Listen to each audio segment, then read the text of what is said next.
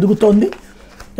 యువత విద్యార్థులదే కీలక పాత్ర. మాజీ సీజే జస్టిస్ ఎన్వి రమణ ప్రపంచంలోని భారత్ బలమైన శక్తిగా ఎదుగుతోందనేందుకు యువత విద్యార్థులు కీలక పాత్ర పోషించనున్నారు సుప్రీంకోర్టు మాజీ ప్రధాని జస్టిస్ ఎన్వి రమణ అన్నారు. పల్నాడు జిల్లా నరసరావుపేట మండలం కేపానుపల్లిలో సోమవారం ఢిల్లీ పబ్లిక్ స్కూల్ ప్రారంభోత్సవానికి ఆయన ముఖ్య అతిథిగా విచ్చేసి మాట్లాడారు. రాబోయే రోజుల్లో దేశంతో పాటు 2 తెలుగు రాష్ట్రాల అభివృద్ధి బాటలో పరుగులు పెడతాయని ఆశాభావం వ్యక్తం చేశారన్నటువంటి వార్తని హైలైట్ చేశారు. ఇకపోతే సాక్షి వచ్చేటప్పటికి బదిలీలతో బరితెగింపు అన్నటువంటి వార్తని హైలైట్ చేశారు. ఎన్నికల సందర్భంగా జరిగిన హింసపై డీజీపీకి సిట్ నివేదిక.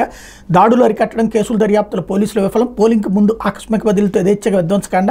దర్యాప్తు సక్రమంగా లేదు, అదనపు సెక్షన్లు చేర్చాలి. ఎన్నికల వేళ పల్నాడు, తిరుపతి, అనంతపురం జిల్లాలో విధ్వంసకాండను అరికట్టడం.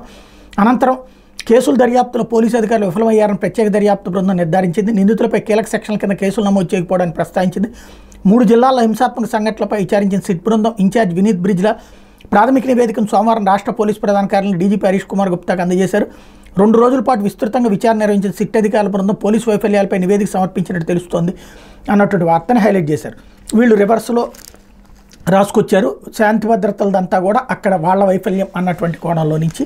అయితే తెలుగుదేశం పార్టీ అన్నటువంటి పాయింట్ని ఎక్కువగా మెన్షన్ చేయలేదు. వీళ్ళు ఆ విషయంలో ఒప్పుకోవాలి అని వాళ్ళు వైసీపీ అని మెన్షన్ చేస్తూ వచ్చారు. ఇకపోతే ఇరాన్ అధ్యక్షుడు రైసీ దుర్మరణం వార్త హైలైట్ చేశారు. ఇట్లు ఇటలీకి ఇది సంచలనాత్మకమైనటువంటి వార్త.